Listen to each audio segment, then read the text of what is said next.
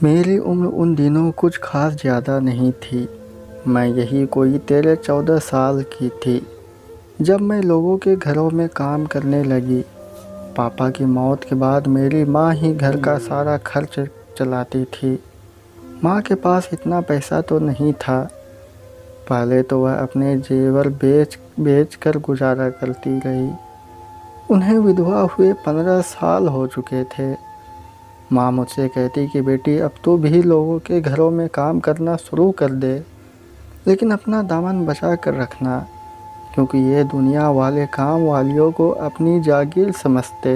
वे चाहते हैं कि वे उनके साथ जो चाहे वो करे और वह आगे से उफ तक भी ना करे। लेकिन तुम्हारी माँ ने अपनी सारी ज़िंदगी इज्जत से गुजारी है। खुदा के लिए तुम मेरी इज्जत पर आँच मत आने देना और कभी भी किसी आदमी से बात नहीं करना।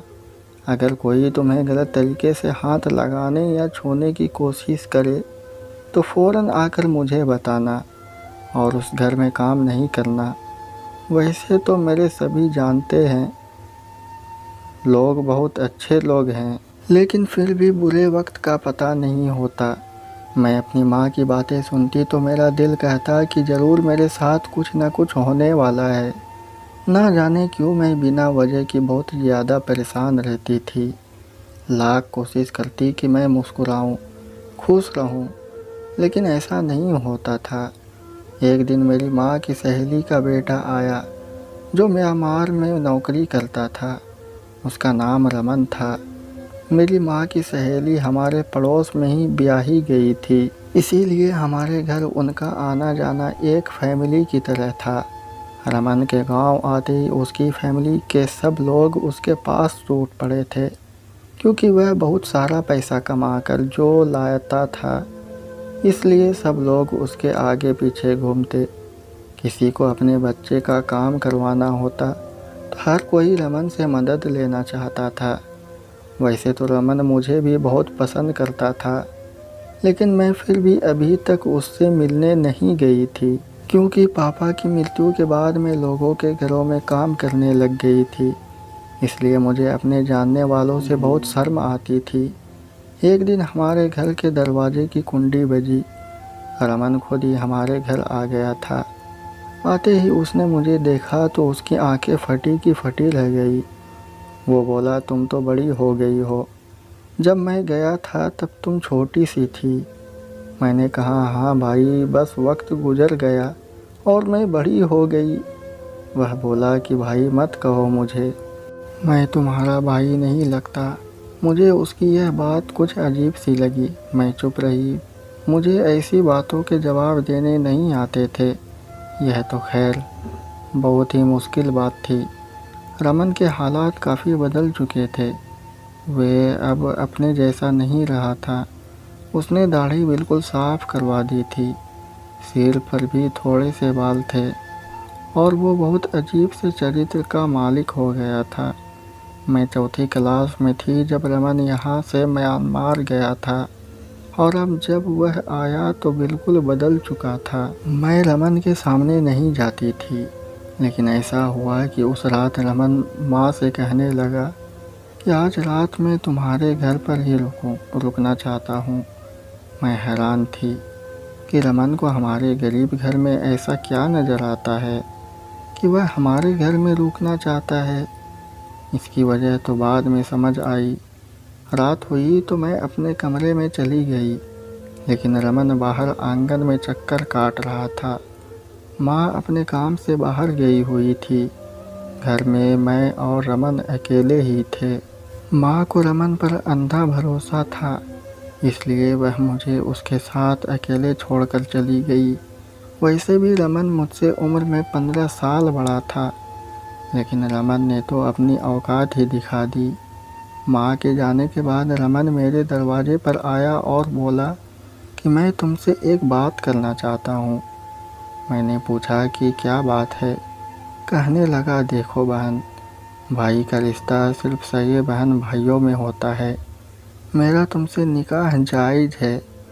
यह सुनकर मैं हैरान रह गई और बोली कि तुम क्या कहना चाहते हो।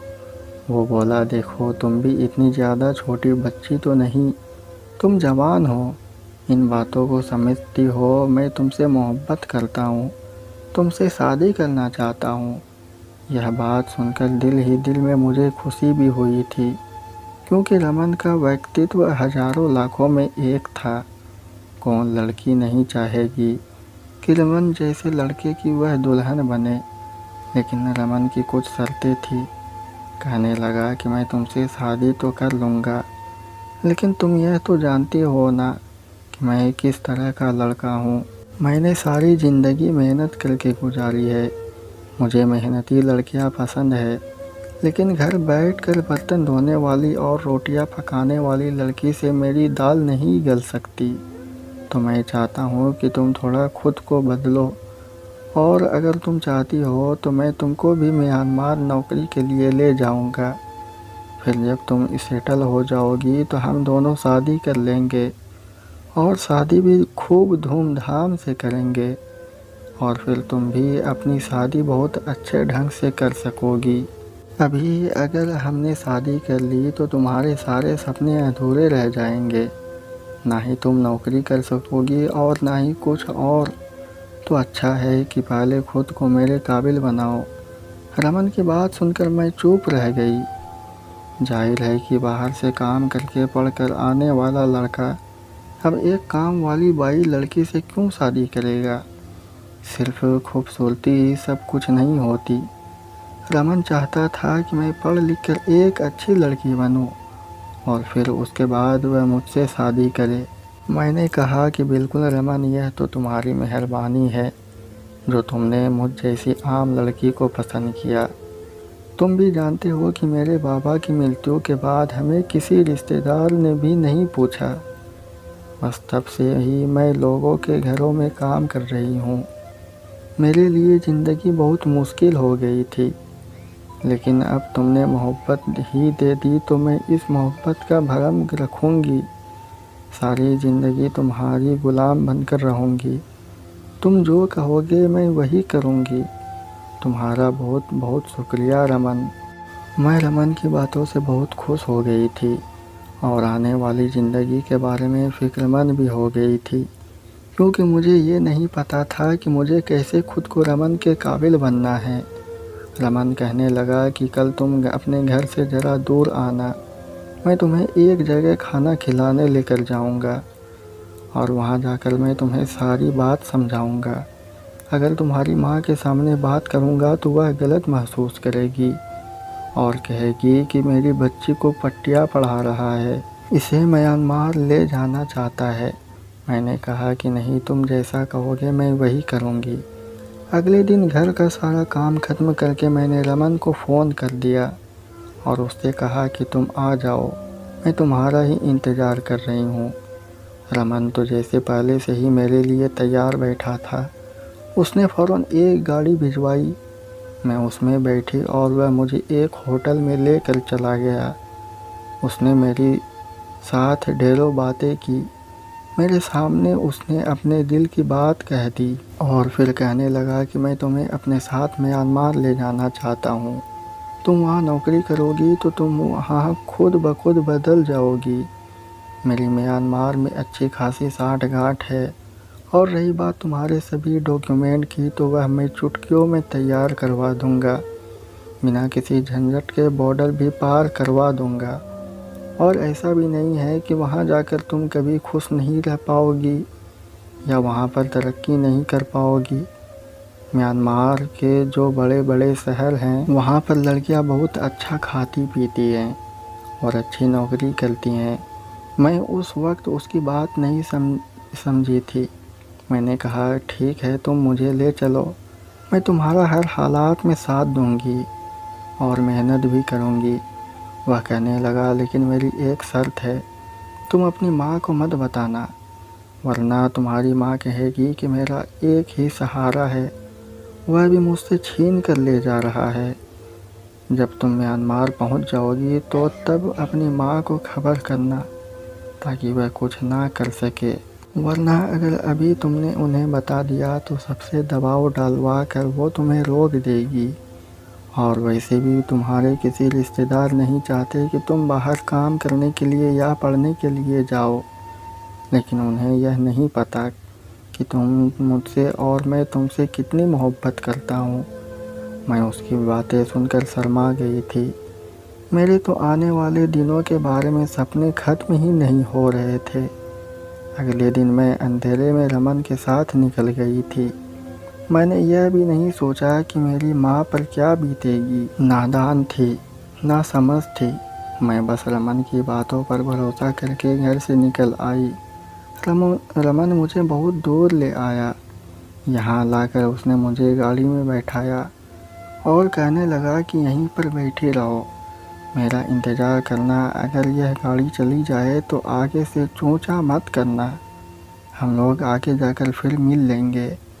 अभी तुम यही गाड़ी में बैठो, तुम्हारे साथ और भी लड़कियां जाएंगी। मैं रमन के कहने पर गाड़ी में बैठ गई। थोड़ी देर के बाद और भी लड़कियां आई और हम सबको एक बंद गाड़ी में बैठाकर बहुत दूर ले जाया गया, क्योंकि गाड़ी के अंदर पूरी तरह से अंधेरा था।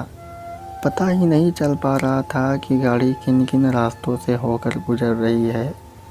मेरा तो दम घुट रहा था।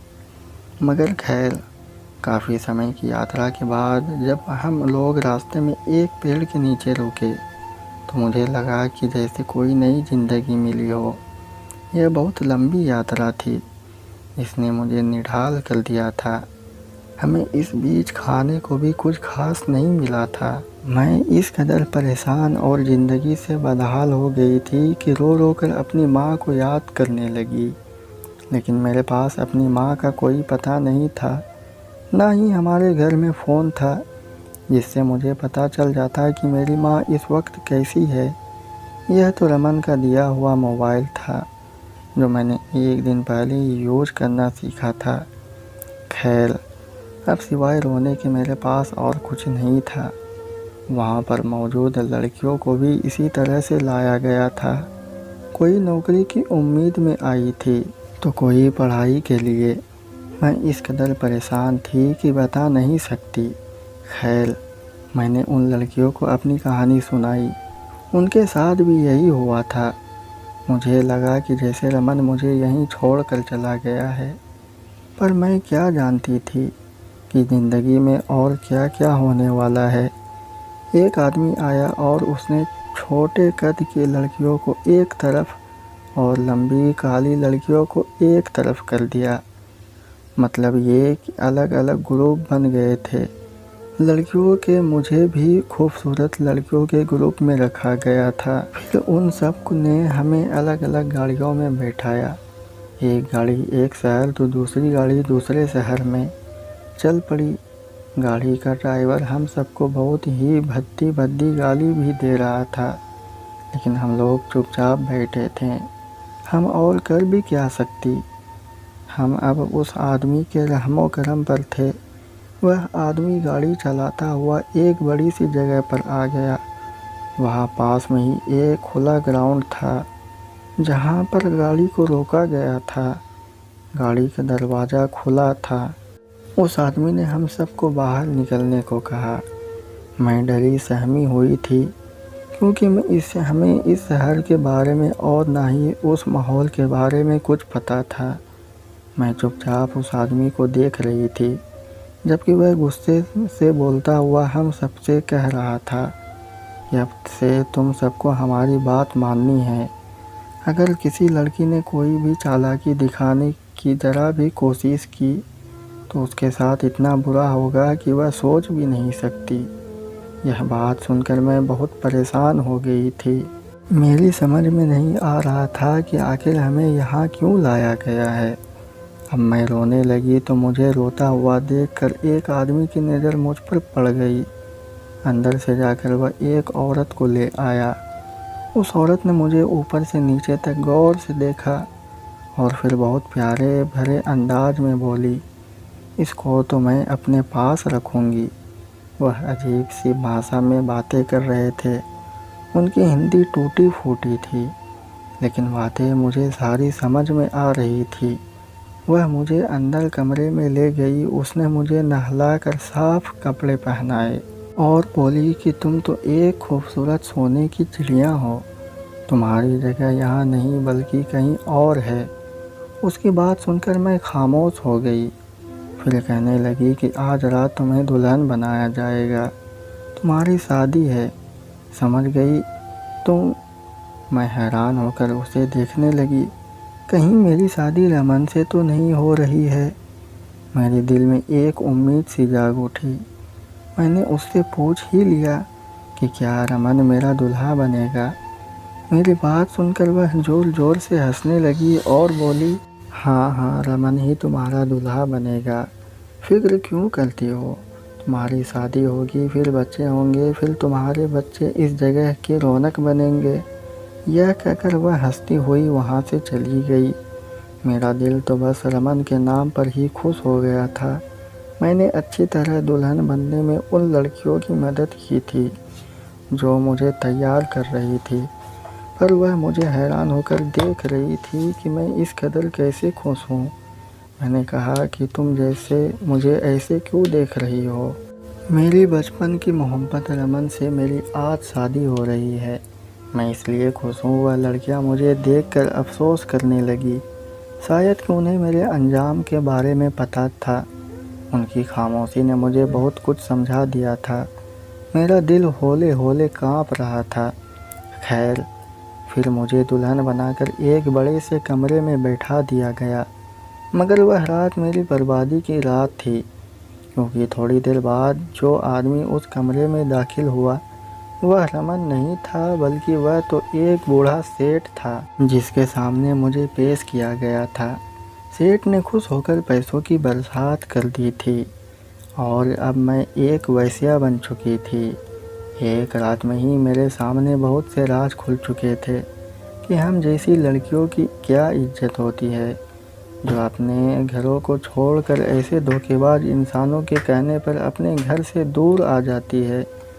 रो रो कर मेरा बुरा हाल था, लेकिन उस औरत ने मुझे कहा कि अगर तुम ज़्यादा रोई तो तुम पर और ज़्यादा मुसीबतें आ जाएगी, इसलिए तुम जितना खामोश रहोगी तुम्हारी ज़िंदगी उतनी ही सुकून से गुजरेगी। मैं अब क्या कर सकती थी? यहाँ से वापस जाने की कोई उम्मीद ही नहीं थी। फिर एक दिन वह हुआ जिसने मेरी ज़िंदगी को हमेशा के लिए बदल दिया, और जो थोड़ी बहुत आज़ादी मेरी ज़िंदगी में बची थी वह भी मुझसे छीन गई।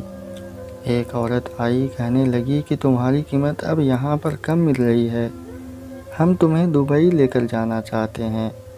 वहाँ जाकर तुम फूलों में खेलोगी, हीरे पहनोगी और ज़िंदगी में हर तरह की ऐश करोगी। ये सुनकर मैं चुप हो गई थी। मुझे यह कपड़े और इस तरह की चीज़ें नहीं चाहिए थी। उस रात मुझे दुबई के लिए रवाना कर दिया गया। जब मैं दुबई पहुंची तो मेरे हालात ऐसे थे जैसे किसी मछली को पानी से निकाल दिया गया हो। इस खूबसूरत देश में आकर मेरा दिल और ज़्यादा घबराने लगा था। मैं चाहती तो यहाँ से भाग जाती, कहीं ना कहीं जाकर अपना सर ही दे मारती, कम से कम अपनी ज़िंदगी तो ख़त्म कर लेती। लेकिन मैंने ऐसा नहीं किया। शायद ज़िंदगी में मुझे कुछ बेहतर होने की उम्मीद थी। मैं बैठी रही। इस तरह मुझे एक बहुत बड़े होटल में ले जाया गया। वहाँ पर ले जाकर मुझे सबसे पहले एक ऐसे कमरे में बंद किया गया जो कि बहुत ज़्यादा खूबसूरत था। यहाँ दुनिया की हर चीज़ मौजूद थी। मेरे साथ एक लड़की थी जिसका संबंध शायद हिंदुस्तान से था।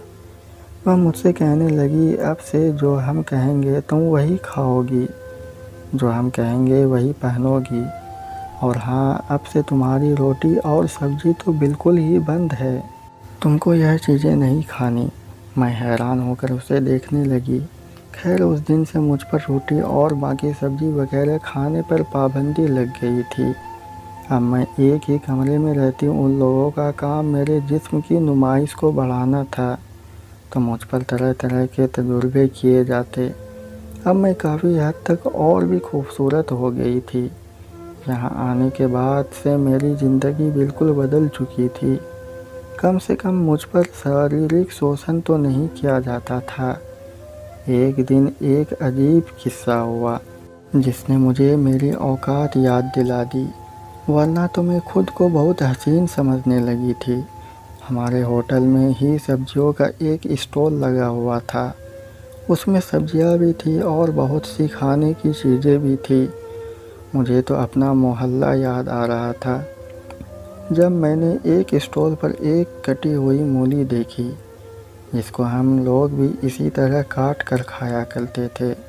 जब मैं हिंदुस्तान में होती थी तो मैं भी ऐसे ही रेहड़ी वाले से कटी हुई मूली लेती, जिस पर मसाला लगा होता था, जिसे मैं मज़े लेकर खाती थी। यहाँ पर एक सफ़ेद प्लेट में मूली कटी हुई रखी थी। उन्हें देखकर मेरा दिल ललचाया। बहुत दिनों से मैं फीके जैतून और बहुत सारी ऐसी चीज़ें खा रही थी जो खाने का मेरा बिल्कुल भी दिल नहीं चाहता था। मेरा वज़न अब बहुत ही ज़्यादा अच्छा था, मतलब कि मैं ना दुबली थी और ना ही ज़्यादा पतली थी। तभी मैंने वो मूली देख ली। मेरा दिल ललचाया और मैं ऊपर वाले फ्लोर से भागकर नीचे फ्लोर पर आई। मैंने उन मूलियों वाली प्लेट पर झपट्टा मारकर उन्हें उठाया।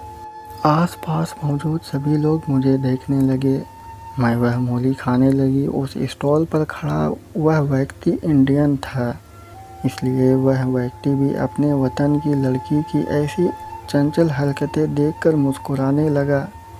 और तभी कुछ बोलने ही वाला था कि इतने में वहाँ पर एक लड़की आ गई, जिसने कि मेरे खाने पीने पर पाबंदी लगा रखी थी। उसने मुझसे मूली वाली प्लेट छीनी और बोली, मैंने तुम्हें 100 बार मना किया है कि ऐसी चीज़ें नहीं खानी। इस तरह की चीज़ें जो म्यांमार वाले भी नहीं खाते हैं, जिनके जिस्म इतने लटकते हुए होते हैं, और तुम पर तो वह वैसे भी लाखों रुपए खर्च कर रहे हैं। तुम हो कि तुम्हें अपने पेट पर ही काबू नहीं है। आइंदा से किसी किस्म की सब्ज़ी या फिर रोटी तुम नहीं खाओगी। जो तुम्हें दिया जाता है वही खाया करो, वरना मुझसे बुरा कोई नहीं होगा। उस लड़की को देखकर वह आदमी मेरे बारे में फ़िक्रमंद हो गया। बोला कि तुम लोगों ने इसको यहाँ कैद करके रखा है क्या? वह लड़की बोली, जी यह तो हमारी पॉलिसी है और यह नियम तो होटल की तरफ से है, हम कुछ नहीं कर सकते। वह आदमी यह देखकर खामोश हो गया। शायद उसके दिल में मेरे लिए हमदर्दी पैदा हो गई थी। लेकिन खैर, जो भी था तुम उसे भूल चुकी। 2-3 दिन गुजरे थे कि उस व्यक्ति से मेरी दोबारा फिर से मुलाकात हुई। उसने मुझे झूठती हुई नज़रों से कहा कि बहन, मैं तो तुम्हारा इंतज़ार कर रहा था, मुझसे कुछ ज़रूरी बात करनी है। तो मेरी मासूमियत में और मेरी खूबसूरती से प्रभावित होकर शायद वह मेरी कुछ मदद करना चाहता था। मेरी उम्र उस वक्त 17 साल हो चुकी थी। कहने लगा कि तुम्हें इन लोगों ने यहाँ कैद करके इसलिए रखा है कि ये तुम्हें इस तरह की चीज़ें इतनी खिला रहे हैं ताकि तुम ज़्यादा समय तक जवान रहो और उनके काम आ सको। यह तुम्हारा बहुत बड़ा सौदा करेंगे। अभी तुम यह बात नहीं जानते हो। तुम पर लाखों रुपये इसलिए खर्च कर रहे हैं क्योंकि ये तुम्हें दुनिया भर की मशहूर तवायफ बनाना चाहते हैं। लेकिन अगर तुम यही सब करती रहोगी तो तुम्हारे लिए ज़िंदगी बहुत मुश्किल हो जाएगी। अगर तुम आज़ादी चाहती हो तो तुम्हें एक बार हिम्मत करनी होगी। कल या परसों मैं यहाँ पुलिस लेकर आऊँगा और तुमसे आकर पुलिस वाले यह पूछेंगे कि तुम्हें यहाँ कैद किया गया है क्या, तो तुम हाँ में सर हिला देना और चीख चीख कर अपनी कहानी उन्हें सुनाना, वरना तुम यहाँ हर रोज़ बिकती रहोगी, नाचती रहोगी, तुम्हारी कोई ज़िंदगी नहीं होगी। मैं तुम्हें इज्जत की ज़िंदगी देना चाहता हूँ। उस आदमी की बात सुनकर मैं बहुत खुश हो गई थी। मैंने दिल ही दिल में सोच लिया कि मैं वही करूँगी जो उसने मुझे कहा है। 2 दिन के बाद पुलिस की गाड़ियों ने हमारे होटल पर छापा मारा। उनके साथ में वह आदमी भी था। पुलिस वालों को उस लड़की ने बताया कि ये लड़की टूरिस्ट है और हमने यहाँ पर इसे हर तरह की फैसिलिटी दे रखी है। यहाँ पर बहुत खुश है। मैंने चीख चीख कर उसी तरह अपनी कहानी उन्हें सुनाई जैसे उस आदमी ने मुझे बताया था। सब लोग मुझे हैरान होकर देखने लगे। शायद उनकी नज़र में तो मैं गद्दार थी, लेकिन मैं अपने साथ वफ़ा कर रही थी। मैं यहाँ से निकलने के लिए यह सब कुछ कर रही थी। उस व्यक्ति ने मुझे वहाँ से आज़ादी दिलवा दी और वह मुझे वहाँ से अपने घर ले गया। वह बहुत ही हमदर्द और नेक दिल इंसान लग रहा था। मैंने सोचा कि अब मेरी ज़िंदगी सुकून से गुजरेगी, लेकिन यहाँ आकर भी बहुत सारे दर्द और बहुत सारी तकलीफ़ मेरे इंतज़ार में थी। उस व्यक्ति ने भी मुझे एक शेख को बेच दिया जिसकी पहले ही 3 बीवियाँ थी। यह मुझे अपनी चौथी बीवी बना कर ले आया। ज़िंदगी भले ही बहुत हसीन है, लेकिन इस बात का एहसास मुझे अब भी नहीं होता, क्योंकि शेख भी मुझे बस अपनी ख्वाहिश पूरी करने के लिए यहाँ लाए थे। उन्होंने मुझसे मोहब्बत नहीं की और ना ही मेरा ख्याल रखा। मैं आज भी अपनी ज़िंदगी के उन सुनहरे दिनों को याद करके बहुत रोती हूँ, जिनमें ना यह ऐश थी, ना इस तरह के कपड़े जूते और ना तरह तरह के खाने, लेकिन फिर भी वहाँ बहुत सुकून था और इज्जत थी। काश मैं अपनी माँ तक दोबारा पहुँच सकूँ। पता नहीं मेरी माँ कहाँ होगी और कैसी होगी। साथियों, मैं एक बात आपको ज़रूर कहना चाहूँगा, ख़ास कर अपनी बहनों को, कि कभी भी अपने माँ बाप के संस्कारों को ठुकरा कर किसी भी अजनबी लड़के पर अंधा विश्वास मत करिएगा, नहीं तो फिर ऐसे ही हाल होगा जैसा कि इस लड़की का हुआ है। तो दोस्तों, ये थी मेरी आज की कहानी। उम्मीद करते हैं आपको पसंद आई होगी। आपका क्या कहना है इस कहानी के बारे में, हमें कमेंट करके ज़रूर बताएं। वीडियो को लाइक करके चैनल को सब्सक्राइब कर लीजिए, साथ में घंटी को दबाकर ऑल पर सेट कर लीजिए ताकि आने वाली वीडियो तुरंत मिले।